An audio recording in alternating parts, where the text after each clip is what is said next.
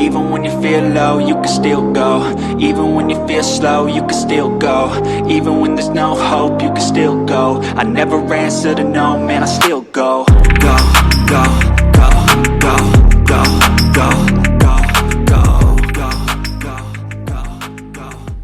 What's up, ladies and gentlemen? It's Pastor Keenan, your hostess with the mostest, and we're back with another episode of People Suck, Love Them Anyways. And as always, I'm bringing that energy, that fire, that passion, that drive. And I'm going to introduce you to my sidekick, Nick. So he can throw the roadblock on it all. See, it's like the opposite. You know, you build me up just to let me down. You know, just to let everybody else down. You know, it's like a roller coaster. It's like, yeah. Except it's not as fun when I talk, because you know, when you're going down a roller coaster, you know, there's not that many people with their hands in the air screaming, unless they're running away. But you know, it's it's almost like I build you up just to tear you down myself these days. You know, so yeah, that's cool. Somebody's got to do it. There you go, man. There you go. So. And your close friends should be your harshest critics, I think, right? Yeah, I mean, at least you know they mean well when they say it. You know? Absolutely, absolutely. And you know that I wouldn't say anything that I wouldn't say to your face. You know, hey.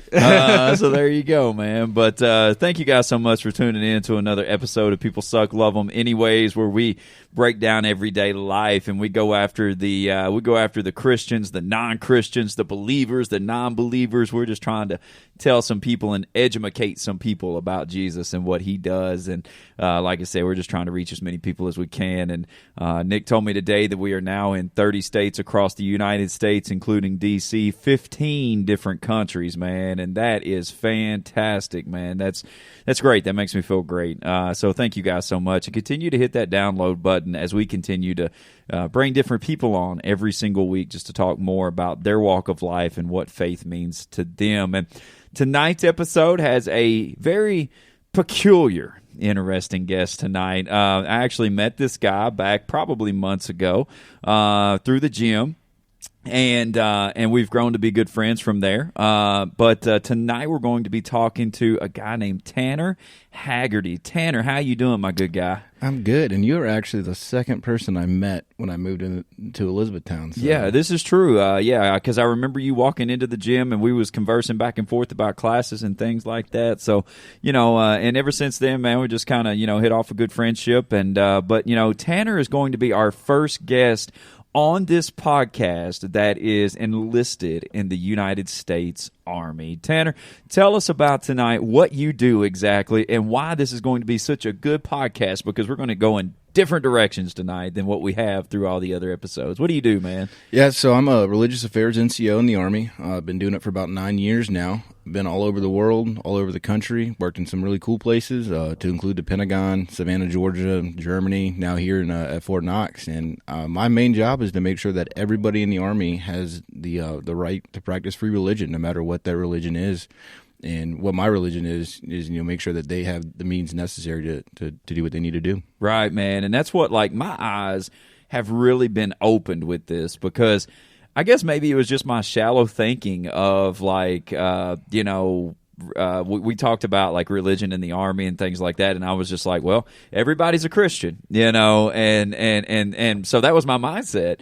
And then, like, whenever I found out that it's like, no, man, that, you know, whenever you're a chaplain in the Army, like, you have to be respectful of all different religions. And it's like you walk a whole different line than what we do, man. And that's crazy. Like, I thought our job was harder fruition of just, you know, trying to get, it's like herding wet cats here sometimes, you know. And now, like, I hear about this situation where it's like, now you have to be a respecter of all different religions, man. That is crazy. Yeah, and not only respecter of all religions, but we have to know the ins and outs of all the religions too. You know, different traditions, customs and courtesies, like when to shake a hand, when not to shake a hand. You know, different, you know, I want to say equipment, but that's not the right word, but different things that you need to conduct a service. I was going to say different rituals and stuff, right? Rituals. And, you know, when I was at the Pentagon, the Catholics were there at 10:30, and then hey, you're not going to get us flagged for saying Pentagon, are you? No, we're good. Okay. I got people up there still. We're good. Okay, we're good. all right, thank you. Drone's not getting called in yet. Yeah, right. Yeah. So, but Catholics 10:30. Go ahead. 10:30, and then we had the Lutherans right in after that, and then we had the Episcopalians, the Anglicans in after that. Then we had Jewish services, and then which was really a study to open up people's eyes to the Jewish religion because it is a very small faith group in the Army. And then every day at 1500, which is 3 o'clock for those that don't know military time. Thank you. 3 p.m. more specifically. We had our Muslim service, and we had to have prayer rugs out, and we knew which way was the east where we were situated in the building, so they could they could pray to the east and have their different things, and we would have to know the different high holy days and then we had a Hindu service as well. We had to know the high holy days, and there were some nights where we worked till 10 o'clock at night because we were. It was after dark and Ramadan was over and fast could be broken, or iftar not iftar. There's a Hindu high holiday, and it's slipping my mind, but canceled. No. Yeah, right. Not anymore. Yeah, but I'll think of it randomly and just say it during the podcast. There you go. Just shout it out. We'll think you have Tourette's, but it's fine. Exactly. God bless you. But I didn't realize that we had to have different table decor had to be set up a certain way. Right. We had to vet certain people coming into the building so they could actually provide the service. I mean, when I joined the Army, I grew up in a Church of Christ, and I thought everybody was Christian just like me. Right. And come to find out, you got most of the Army's Catholic, and then a lot of people are practicing Islam. Christianity is not the highest religion, and what we have to look at is the highest number of religions on our dog tags is actually no preference. And that's what really baffled me because everyone's associated to a religion. Yeah. And they're not. Some people are spiritual and they don't care about religion or who they talk to, and then some will only talk to a chaplain, a rabbi, an imam, depending on their faith background. And for instance, right now, my boss is from the Church of Latter-day Saints. My other boss is a Catholic priest. Yeah. I actually have a female chaplain coming in this summer, and I grew up, it was men led the church. Right, so finding out that there were female chaplains in the Army when I was at basic training, I was like, wait, what is she doing on stage? I didn't realize, because I grew up in the Church of Christ, and that wasn't a thing. And it's open. I mean, when people say you got to respect all races, religions, and creeds, that is the Army. The Army is the biggest melting pot for just the assortment of people out there, and you got to love them no matter what. Right, and that's what, man, Nick, you can speak to this just for a few. How do you think that would set us up? We talk about all the time, love people, regardless of what they look like and what they seem and what their background is and what color their skin is and how much money they have. We have to love people. How do you think, man, that would translate over into, let's just say, the church world? If we have people walking in from different races, creeds, colors, of course, backgrounds, whatever. That's part of our job. That's part of our calling. And we're going to read this scripture right here. Let me read this scripture, Nick, so that way you can comment on this as well. But in John 15, in verse 16 and 17, it says, "You didn't choose me. Remember, I chose you and put you in the world to bear fruit that won't spoil. As fruit bearers, whatever you ask the Father in relation to me, he gives you. But remember the root command." Now, here's 3 words. It's going to kill everybody. Love one another. Love one another. And that means you got to love the people that you don't agree with. That means you got to love the people who walk differently than you. And so let's talk about it from a church standpoint, because I think Tanner's done a great job of really opening up. Man, I bet people got a culture shock in the first 6-7 minutes that they heard him talk about. Wow, there's so many different things.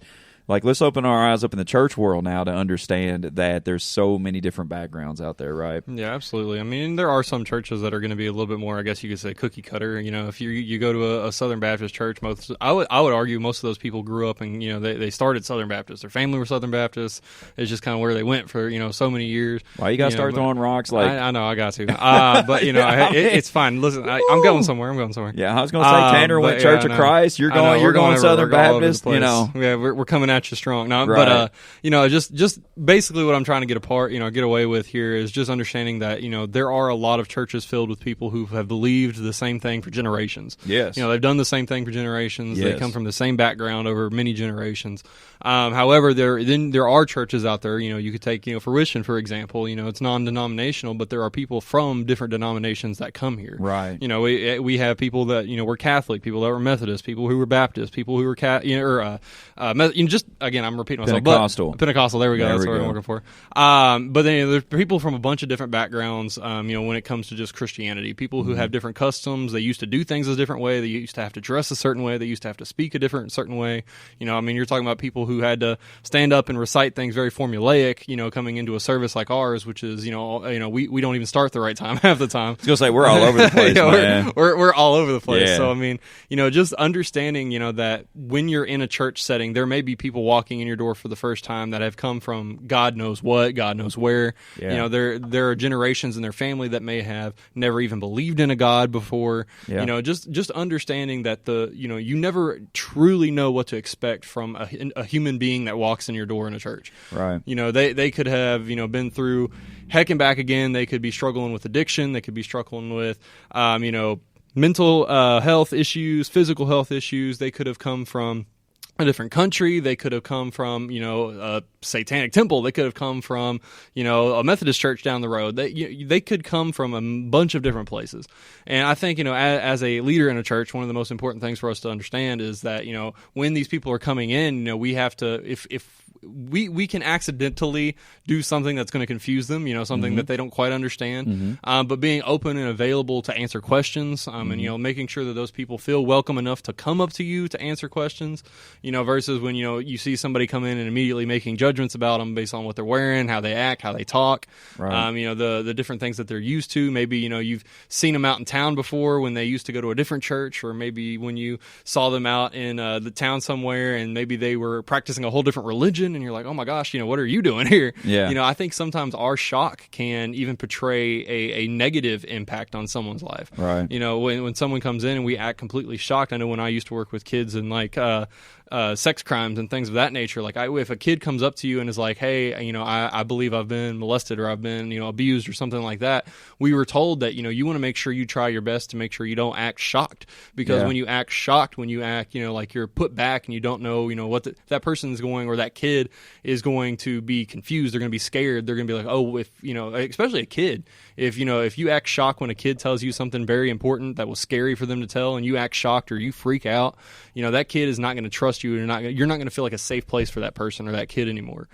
So you have that first impression is just so much more important than I think we put weight on sometimes. Right. Is making sure that when someone comes into our church, when someone comes into your place of business, when someone comes into your school building, that you treat them with respect, that you walk up to them, greet them, get to know them, and again, don't get mad when they correct you. Like, oh, hey, I don't shake my hand, or I don't shake hands, or I don't shake with that hand, or I don't do these sorts of different things. Just understanding that people are used to different things, and we shouldn't be trying to necessarily scare them into doing something a completely different way. Yeah, and even like on Sunday, we talked about, the message was something new, but, we talked about how God wants to do something new, and that we can't experience something new holding on to the same old ways and mindsets and things like that. And I'm sure, Tanner, that was something that you had to get used to whenever you went into the Army, and now you're seeing all of these different forms of religion take place right in front of you, and all of these different structures. And I like this part where it says, you didn't choose me. Remember, I chose you and put you in the world to bear fruit that won't spoil. Now, here's the thing about it to me, and I'm going to break it down the way I think, but, is that we all bear fruit differently, okay? Like, we all bear fruit differently. So Tanner, in your regards, you're in the Army, you're dealing with all of these different people, and you identify as yourself as being a Christian, and so I think when people look at you, and you're not condescending necessarily on other religions or other people but you're very respectful, of people's values and beliefs and things like that. Like how do you feel about bearing fruit that way versus just coming up and smacking somebody with a Bible and being like, "You're dead wrong. You're going to hell, boy." You know, like talk to me about that, man. Well, I'm gonna back up a little bit, and when you Okay. when you go into the verse and saying, about the choosing part, I failed EOD school when I initially enlisted in the Army back in 2014, and I was reclassed to needs of the Army, and I got a piece of paper with orders on it saying I was going to Fort Jackson, South Carolina to go be a chaplain's assistant. Yeah. And I was like, okay, this is my calling. This is what the Lord wants me to do. So I just kind of left my faith in Him. Right. And I've come this far in my career now. And as far as bearing the fruit, it's a delicate balance. When I was in D.C., I worked with a rabbi on a project for the Chaplain Corps anniversary, and we had the chief of chaplains there, all the bigwigs, and his wife was at the rabbi's wife was there, and I reached out my hand to introduce myself like a good Southern man, like my mama raised me. Right. And the rabbi kind of smacked my hand away. He goes, "I'm the only man that touches my wife." Yeah. And I was like, "That's I didn't know that about that part of the religion." And I was like, "Okay." Right. And then the other thing you have to remember is what Nick was talking about with dealing with children of sex crimes. Our job, we have to deal with everybody, and we have 100% confidentiality, which means whatever the people tell us, my chaplain and I cannot tell anybody. Right. And I've had people come into my office. What's your craziest story? Well, it's coming right now with bearing the fruit. You have to sit there and keep a straight face and a positive demeanor on your body and be professional when someone's telling you exactly how they raped their kid or raped their wife, or that they have an exact plan on how to murder their family and then themselves. And those are all instances that have happened to me in I call it a short career because it is hindsight. So it's a delicate balance, and every situation you're put in teaches you something new on how to deal with a situation similar to that when later on down the road. Right. How much, man, would you say that you have to pray to deal with something like that on a daily basis? I mean, I think, and Nick, you can respond to this too, but I think as Christians, as church leaders, as people, man, we're never really prepared to hear such a egregious story, or not a story, but I mean, it's real life. But I don't know if we're ever really prepared on something like that. You know what I'm saying? Like, I know after time, you've probably experienced it more than what we have because, we just don't have people coming to us saying, "Hey, like, this is my plan, da, da, da, da, da." But, how much do you think, man? I mean, how much do you have to prepare for something like that through prayer and things like that? It's a lot of preparing and praying, but at the end of the day, you're never prepared for who or what story is going to walk through that door next. You're just sitting there answering emails, and somebody knocks on the door and says, "Hey, I need to talk." Yeah. You just sit there and you become ears at that point. It's like, okay, where's this going to go? Yeah. And then you don't know what rabbit hole you're about to jump down, but you're jumping feet first and you're going. It's like you're talking about early being on a roller coaster. You're buckled up and you get your shoulder harness on and you're ready to go. Yeah, and it's full confidentiality at that point, right? Correct. And then so no matter, I've had soldiers come to me, and this is when I lived in the barracks, and I'm in my office, and they're like, "Hey, the person that lives across the hall from you raped me last night." Yeah. And I gotta, not only do I have to deal with now this rape victim and making sure they're getting the help that they need, right, and going through the avenues and not telling anybody that I talked to what happened to them, but like guiding them down the path of, "Hey, this is who you need to go talk to. Right. And if you want me to talk with you or be there with you, okay, now you have to sign your confidentiality rights away," because it can be a very difficult thing for an 18-year-old, 19-year-old person to go talk to a victim advocate about that something that's serious. And then when I get home from work, I've got to walk into the barracks and see this person across the hall from me and act like nothing ever happened. And act like the allegations brought against them aren't true at all. Right. And they would never do this until the official investigation is over. And then it's a criminal investigation at that point. Mm-hmm. I've been called on the stand for a trial, and they're like, "Well, they started the questionings," and I was like, "I will not answer anything you're about to ask me." Yeah. And they're like, "We're going to hold you in contempt." I'm like, "You can do whatever you want, perjury, I don't care. I have confidentiality. This person never signed that memo releasing that confidentiality, so I'm not going to speak." Yeah. And I was called off the stand and did not have to answer any questions. Right. And that's, man, I think that's a whole nother area of love like Jesus, because we quote that, we say that, and it's so cliche to say, Nick, love like Jesus. But taking this instance where Tanner has to look at the person involved, the accuser, and the person who they are accusing, and be like, you know what, like, I don't know anything on any part, and I have to treat everybody the same regardless. Like, talk about some Jesus stuff, man. Like talk about that, about how, like, you have to, because here's the thing, man, and like, at the end of the day, God is our ultimate judge. You know what I'm saying? Like, He is the one, and it's not up to us to do that. It's up to Him to sort out the rights, the wrongs, the ins, the outs, whatever. But it's up to us to do that love like Jesus has, man. That's important, right? Yeah, and it's very difficult. It's a very, very difficult thing to do. Man. Like, I said, we were having a conversation, me and my in-laws the other night, about similar things to this, about, like, how is it that you can know that someone you know and you care about, or that you see every day, if they do something horrible, right? How do you claw that relationship back? How do you get back to where you were before you found out about this? Yeah, how do you forgive that man. person, for what they've done when Absolutely. it was something so egregious and horrible? Yeah. And, and it's something that I struggled with for many, many, many years, and I still struggle with it, and I do think I have a better hold on it than some people, as far as, I have a hope for this person to get better, to do better, to achieve better.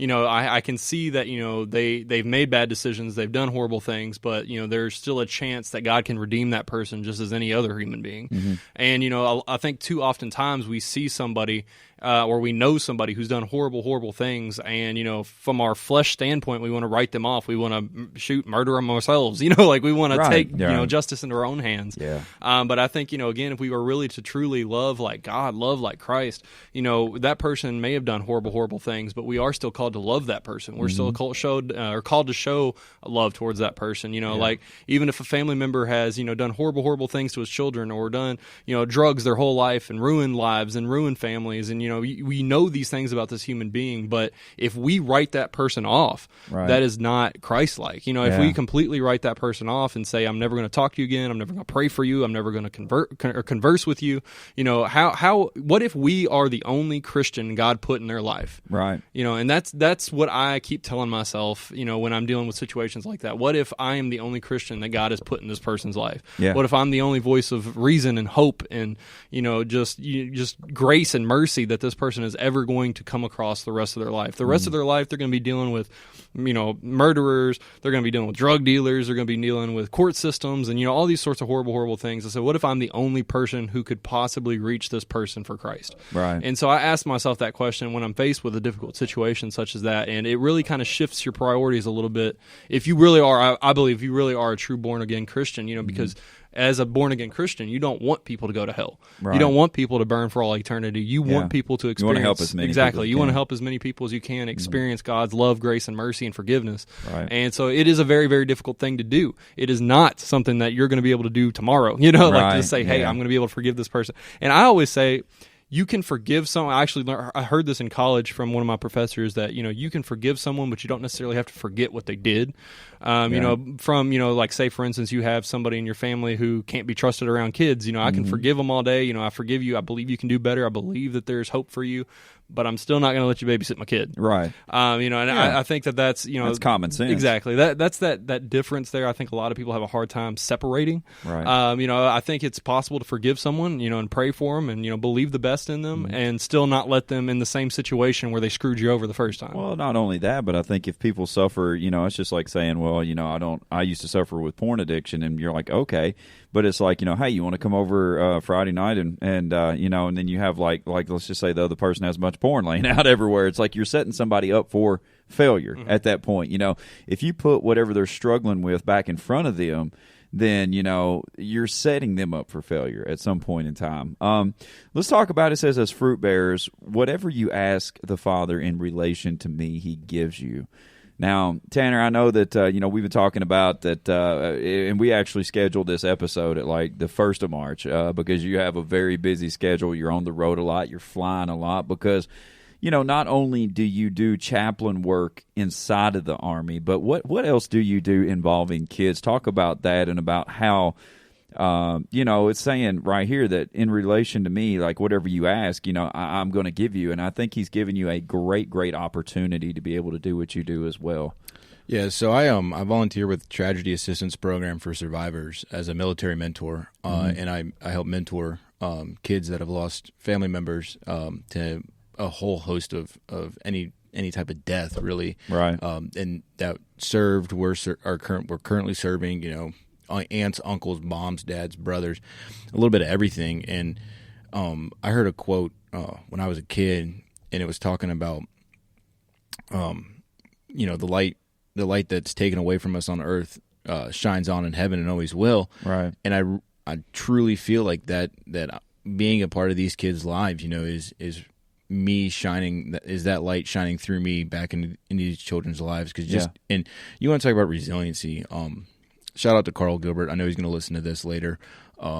He met a little girl named Ava on one of our events, and they wrote acronyms down on a rock, and she wrote the word hope out. And Carl goes, Ava, what's that mean? She said, hold on, pain ends. Yeah, absolutely. And I think she's like 8 or 9 saying that, Right. And just to be a part of an organization like TAPS and be that light for these kids is truly awesome, because a lot of them, typically it's the death of their father and the loss of their father. And these kids don't get, these little girls don't get that daddy-daughter dance anymore. Right, absolutely. Their dad's not going to be there to walk them down the aisle. Yeah. Or when they lose their brother, their big brother's not there to give them away on the day of their wedding. And I always get kind of choked up talking about it, because we get the opportunity to then be that figure and that person in their lives. And it's just, I can't even put into words how incredible it is to when you walk into a room and there's just little girls, or I say little girls, little boys, like just kids running up to you just to have that physical touch with somebody that they know and trust, and will sit there and talk to you about the struggles that they're going through. Yeah. And then there's some that'll say, my dad did die by suicide, but it's better that he's dead, because now I'm not being raped anymore, because he came back with a sickness that was unseen from the wars that we're fighting overseas. And I've had parents tell me that, their husband never came home. The person that they fell in love with came back, but their husband never came home from the war because of the things we're seeing over there. And, I have a deployment to Iraq, and I will say the things that through my career as a chaplain's assistant, or Religious Affairs NCO now, they rebranded us, but through the things I've seen in my career in the States, and being a volunteer with this program and being a mentor to these kids is almost worse than anything I saw when I was in Iraq. Yeah. And, these kids they're looking for someone to sit down and listen to them. Right, and absolutely. hear what they're saying. Right. And I've been volunteering with TAPS for 4 or 5 years now, and it's been the most incredible thing in my life, and it's opened up my eyes to, making sure I am also taking care of me and taking what we call taking a knee and doing that self-check to make sure that I'm okay with my mental health and where I'm at. Right, absolutely. And, not only do you're all over the U.S., right? I mean, like you go to different, like we've talked about, you're in Colorado, you're in D.C., you're in, you're traveling all over the U.S. to accomplish this, right? Yeah, I've gone everywhere from Hershey, Pennsylvania to Long Beach, California, and everywhere in between. I'm going to Colorado this weekend for an event. I'll be in Texas later this year, Spokane, Washington. I'll be in New York. They do regional events everywhere. And one of the most heart-touching one for me was in Jacksonville, Florida, where I grew up, and that being a big military town. And you have 2 Navy bases there. You have a couple Army bases not far away. And giving back to kids in my community that you would never know that they lost their father to suicide, or that he was killed in Iraq or Afghanistan, or even that he died of cancer because of the burn pits that he was exposed to, right? Yeah. So giving back to my local community, that was the most heartwarming for me. And then, sorry, not trying not to get no, worked you're up. fine, It's man. just yeah, but all over the country and traveling, usually one or 2 weekends a month, outside of traveling for work. So yeah, absolutely. Nick, man, talk to me about about just, whatever you ask the Father in relation to me, he gives you that fruit bearer, man, as fruit bearers. And it says as fruit bearers, not as fruit planters, not as fruit harvesters, but as fruit bearers, which means that you bring that into existence, which means that you're stepping into the calling, you're doing what you're doing. We can tell through Tanner's voice, through his actions, through his, that he's passionate about what he does. He's giving back. He's passionate about what he does. And once you give back and you're passionate and you're bringing this to pass, you're seeing the harvest. Then it says, hey, whatever you ask in relation to me, he gives you. And so it's like, what is our mindset, you think, as the church? What is our mindset with the giving back, with the investing into people and all of that good stuff, man? I think we definitely have a very, I would say, limited mindset as you're kicking stuff across the room. I know, right? Hey, and I'm going to tell you right now, if you don't get choked up like this, man, you're fired. I'm going to tell you right now, bro. I'm going to tell you, because I felt what he said. Make me feel what you say, all right? Or teach me how to do the podcast, because I can't fire you yet. Yeah, go ahead. Good question to get emotional. Right. But yeah, I think as a church we are very limited. I think there's a lot of people who are not, and I think that's obvious through every church, every business. I think there's a lot of people who are not living their life to the fullness that God has called them to live it. Yeah. There are people out there with a passion just like Tanner's here, for kids, for ministry, for helping people, for, guiding people, for giving wisdom, and they're sitting here on a pew on their hands every Sunday. Right. They're sitting in a dead-end job doing absolutely nothing every single day. They're at a factory pushing a button, when they could be out here changing lives, saving lives, right. helping people who actually need to be helped and who need saving, who need their voice in the community. Just as I was saying earlier, what if you are the only person that God is going to put in the pathways of some of these kids, some of these families, some of these people, but you are, just sitting there doing nothing. You're not operating in your passion. You're not operating in the fruits that God has given you. Yeah. And we get so scared, we get so tied up, and we're like, if I try this, I might fail. Yeah, but if you don't try it, you've already failed. Right. If you have this passion inside of you, God put that passion inside of you. Absolutely. Like God has put that there. He's spoke. He's kind of poking at the fire. He's using that little blower thing and blowing it, trying to get that fire up higher and higher and higher. And and eventually people, they take that leap of faith. They step into a ministry that they feel they've been called into for such a long time. Mm-hmm. I always say my job experiences are what propelled me into the youth ministry that I lead. I was like, it's something that I would never have done if God hadn't, put me in jobs and put me in positions and opportunities to help kids, to really kind of grow my heart for these kids, to right. Just show, hey, these are the people you care about. This is the population that you can help, you can relate to, you can guide, you can, lift up, you can, do all these sorts of things with. If I hadn't had those jobs, then I wouldn't have had that passion, flourish inside of me to explode out into serving in a ministry field such as that. Mm-hmm. And I think there's a lot of people out there who are sitting on talents, they're sitting on gifts, they're sitting on fruits, and you're wasting away at a dead end 9 to 5. You're wasting away doing stuff you're not passionate about. Mm-hmm. And there's opportunities in your local churches. There are kids who need to be loved. There are addicts who need to be loved. There are single mothers who need to be loved. There are single fathers who need to be loved. Mm-hmm. There are people that you can reach, that you have unique experiences to help, that God has put you in those unique situations. God has given you those unique passions. God has given you that fruit to help those specific individuals. Right. And I think it's I know this may sound blunt, but it's shameful of us to not utilize those things to the biggest glory that we possibly can for God's kingdom. Yeah, absolutely. And that's what, like, with Nick talking, like, we're not throwing rocks at anybody that works 9 to 5s or anything like that. Like, we do need factory workers. We do need janitors. We do need, restaurant people. Like, we need people like that. Like, everybody has a calling, but make sure what you're doing, you're passionate about.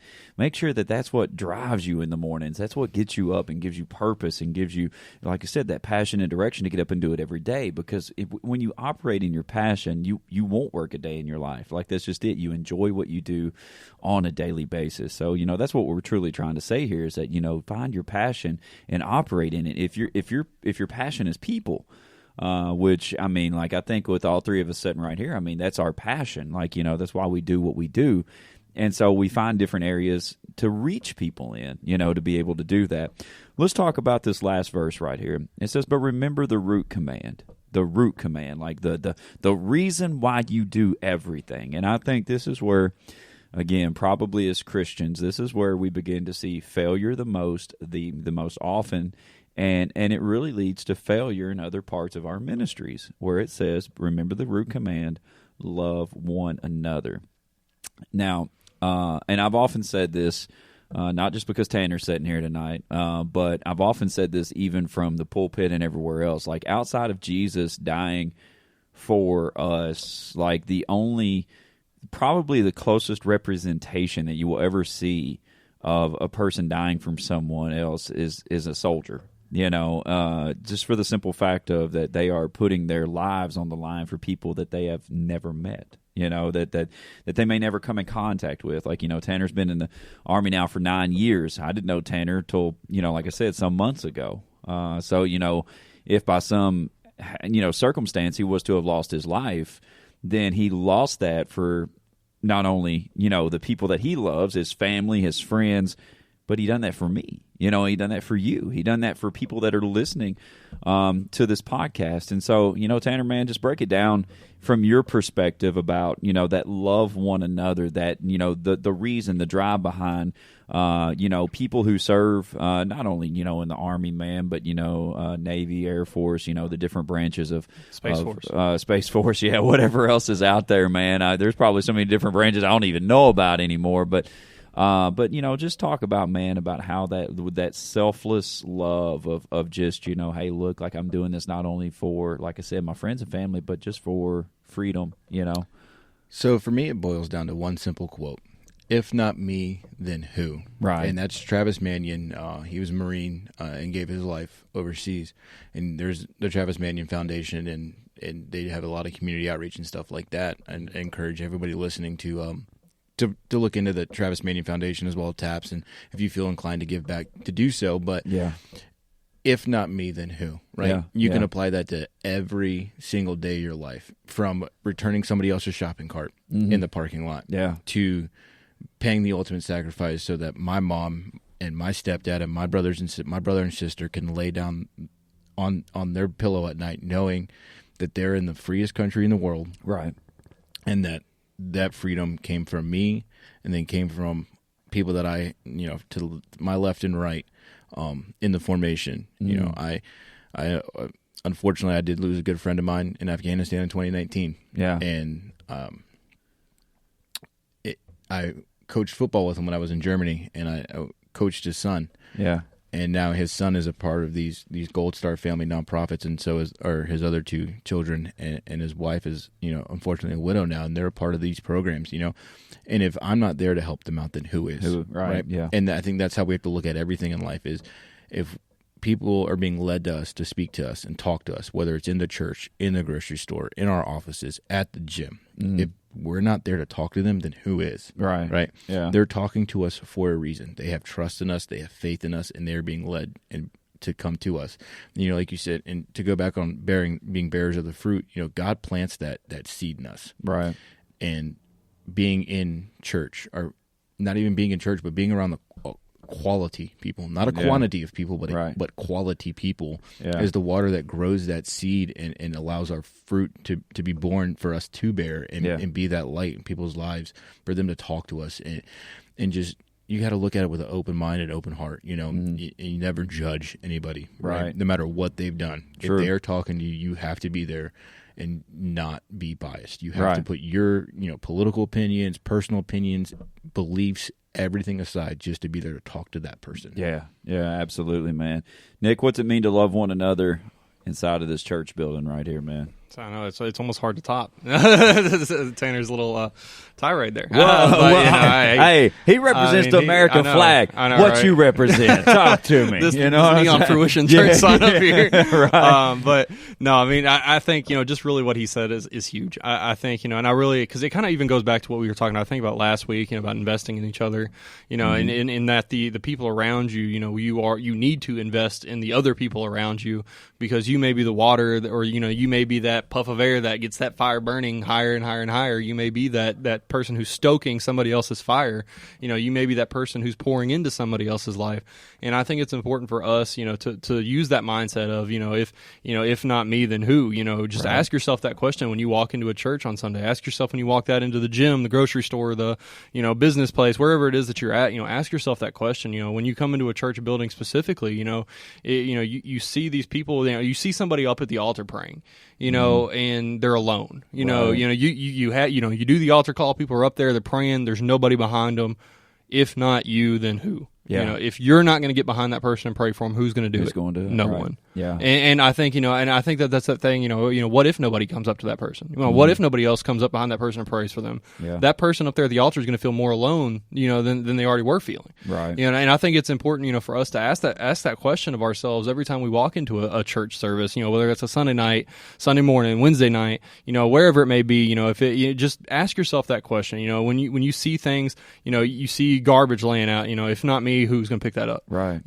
Shopping cart. Exactly. Shopping cart theory. All the way call back. Shopping Beginning cart. of season 2 here. Yeah. You see that shopping cart. If it's not me, then who? You see the pee all over the bathroom floor. If not me, then who's going to clean that up? Right. Like, so Not ask me. yourself. I know. We know. No, but just again, making sure that we ask that question of ourselves. When we walk into a church, when we walk into our place of work, when we walk into the gym, when we walk into a grocery store, wherever it may be. Asking that question, I think, is very, very huge. And very, very important for us to ask and to live that out, to make sure that when we ask that question, we answer that question with, okay, if nobody else is going to do it, I need to do it. Right. So there needs to be action that follows that question. But I think if we all start asking that question and acting upon our answer to that question, I think we'll see fuller churches. I think we'll see more hopeful lives. I think we'll see more people saved. I think we'll see more people, living out the servanthood that they're supposed to as a Christian. You're right. Absolutely. And you got anything? Go ahead, bro. Yeah, and I think in the church specifically is you treat the man in the $high suit with the same respect that you would, or treat the man in the Budweiser T-shirt and faded blue jeans with holes in it, wearing his work boots to church. Did you just see what I was going to say? Did you just see what I wore Sunday? What are you talking about? As you do with the man in the $high suit, because something has led them to sit in that pew and be there to hear that word, and you got to turn the raise hell, praise Dale guy into give glory to God because he got me here. Right. And in the church, I think sometimes that'll get lost. And I think as much as we pray for others and pray for ourselves, you always have to pray for the church. And if you're not praying for the church, then the church is never going to grow. Right, absolutely, 10-1, and I agree with you 1,000%. And really, going back to that love and love one another and things like that. I had I don't know, man. I just really, I was going through pictures the other day, and there was a picture of me kind of holding the pulpit, man, and it just led me to throw a post out there. And I want to end by just reading this post tonight and letting people understand, like, our hearts and our mindsets as to why we do what we do. But it says, someone asked, why did you plant Fruition Church? And my response was simple: because I was tired of church. I was tired of being told that you had to look a certain way for Jesus to use someone. I was tired of being told that you had to read a certain version of the Bible to make it to heaven. I was tired of hearing religious folks yell about unity while if your church sign didn't match theirs, then you were dead wrong. I was tired of religion and people using it to disqualify others from a calling that God never asked their opinions on to begin with. So here we are 5 years later. We've been called juice drinkers, snake handlers, the corner cult, and the list goes on and gets more inventive. I actually look forward to the new names, but I'm proud of us, who we are and what we stand for. We free flow with the Spirit, and our rules. Sorry, I hit the button there. Our rules are simple. Rule number 1: make sure your cracks and back are covered. Rule number 2: come once, and if you hate it, make sure to come back twice so you can really hate it. If you hate church, you should give us a try. We don't like it much either. We wear holy jeans, Nirvana T-shirts, and tattoos are optional, so please don't worry about dressing up. We play hymns, praise and worship, contemporary, and just about anything that has to do with Jesus. We read the KJV, the MSG, the NLT, the CSB, the ICB, and the Passion Translation. So if you're a man or woman, adult or child, rich or poor, believer or non-believer, addicted or clean, gay or straight, married or single, Democrat or Republican, black, white, Cuban, Asian, or whatever, walk through the door. Try a service. Listen about a Jesus who loves you, will put you back together, and make you better when you give it all to him. But most of all, come hang with common everyday folks who struggle, who fail, who aren't perfect. But they some real mother truckers, and that means more to me than anything. Now, that last part was just me being me most of the time. Right? Almost bleep that out for a second. Yeah, right. Oh, man.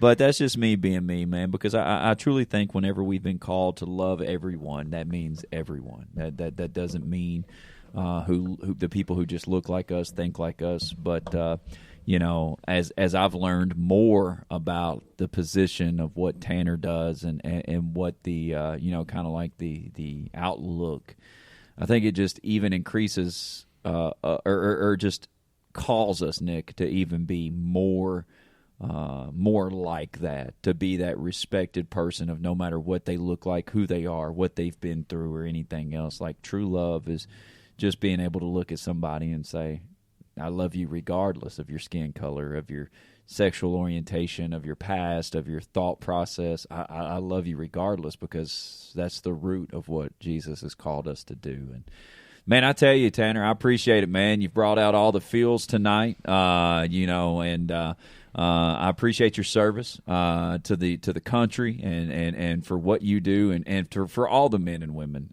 who serve in our fighting forces, man. I appreciate you so much. Thank you for taking time to be here tonight. Anybody you want to give a shout out to before we go, man? Yeah, so this will probably be your most listened to podcast. Oh, gosh, here we go. But that is because my mother, Wendy Davidson, she is my rock and she is my knight in shining armor. Right. She grew. I am the person I am today, not because of the Army, but because of her. Yeah. And I have the servant's heart that I have because of her. And she's been texting me, asking me when the podcast is coming out tonight. So when this comes out tonight, you're going to get 1,000 listens from her, guaranteed. Oh, and then man. when she gets to work tomorrow, you'll probably get about 3,000 more, because she's going to be showing everybody or not showing, but having everyone listen to her son, son on the podcast. Right. I'm basically on the Joe Rogan Experience at this point in her eyes. So Minus the marijuana. Yeah. Minus all that kind of stuff. Yeah. But this is something I've never done before. This is the first podcast I've ever been on. Right. And it's been an honor to be here. I appreciate that. I thank you for your support to not just me, but everybody that wears the uniform, no matter what branch they are in. Right. Even though the Army is better. Right.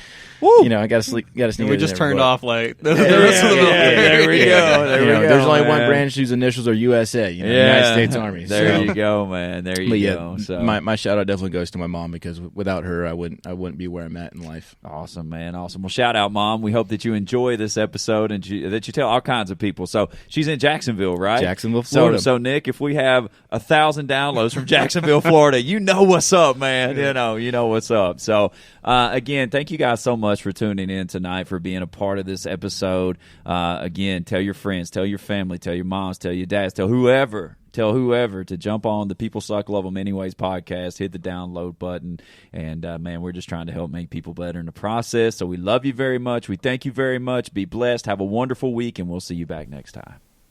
Even when you feel low, you can still go. Even when you feel slow, you can still go. Even when there's no hope, you can still go. I never answer to no, man, I still go.